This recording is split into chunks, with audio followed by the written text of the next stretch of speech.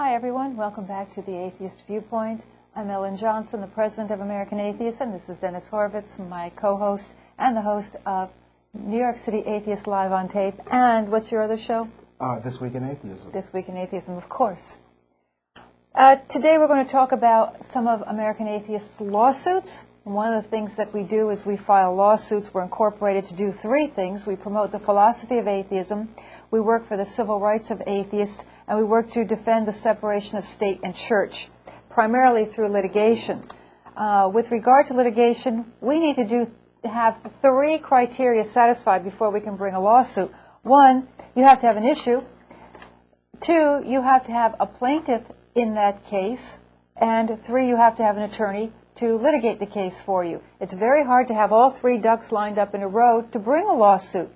Oftentimes you might wonder why we're not filing suit against this issue or that issue or whatever, but you need all three of those things. Oftentimes we'll have a lawyer who's in a particular state who'll say, hey, call on me if you need me. Great, we don't have an issue in that state. Or we'll have people saying, look, let me know, I'll be a plaintiff if you have, a problem with something. Well, we don't have an issue. Okay, or you have two out of three things. In any case, recently we had our ducks lined up, all three ducks lined up in a number of states where we could bring lawsuits, and we did. So here's a rundown on some of the lawsuits that we're involved in. One is in Alaska.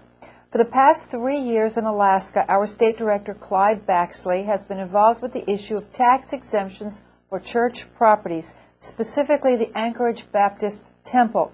In 2003, the Baptists owned 14 tax-exempt residential properties and 1 commercial property. Clyde's hard work resulted in the tax assessor putting all but one of the church's properties back on the tax rolls.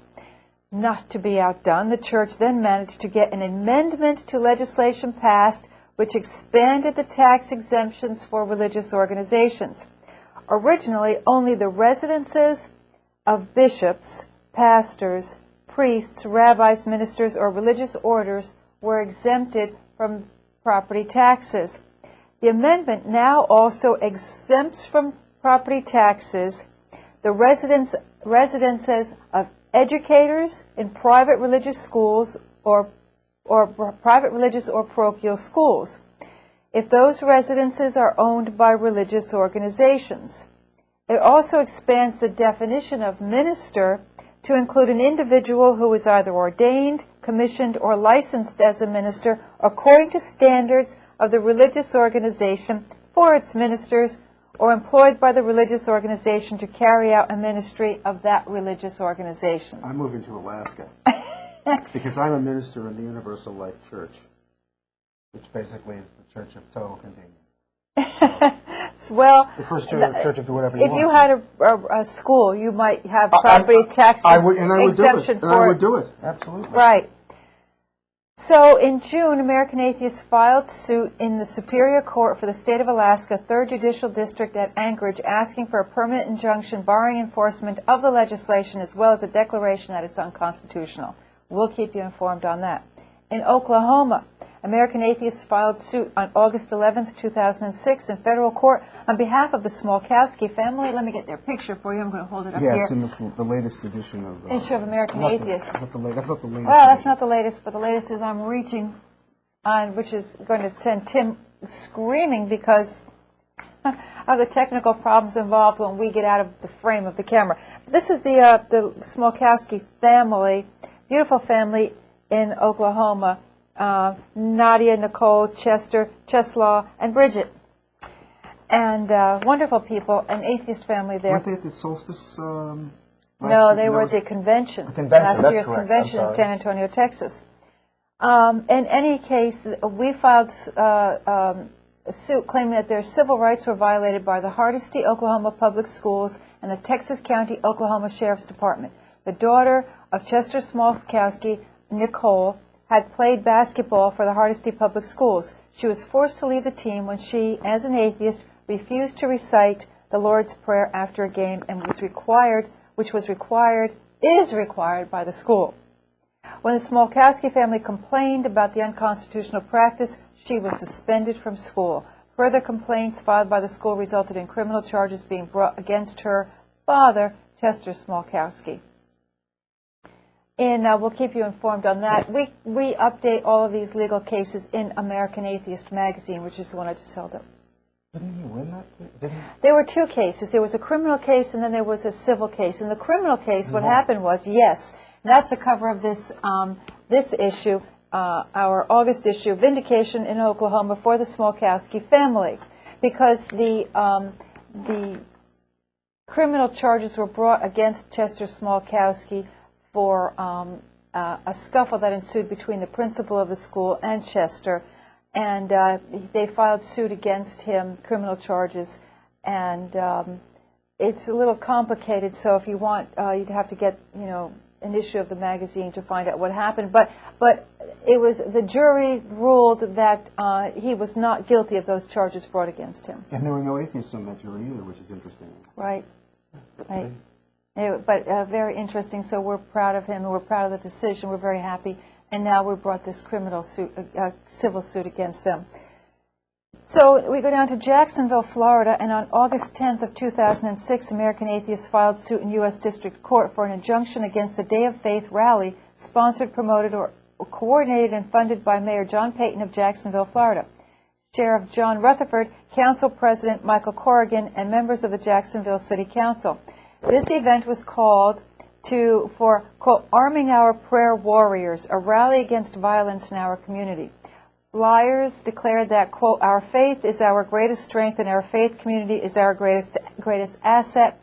We invite members of every worship center and faith organization to join hands and take back our neighborhoods, end quote. And the event was to be held on August 12th of 2006.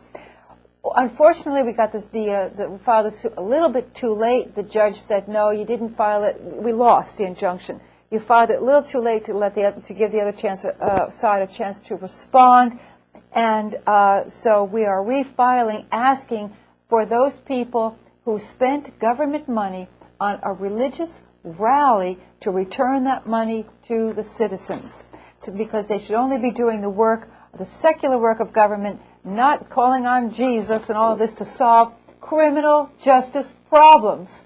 Criminal problems. Even though he's been so good at it in the past. Yeah.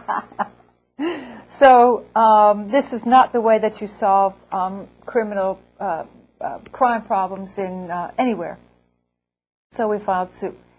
In Stark, Florida, this is our lawsuit to have a 10-foot-tall Christian cross removed from a water tower.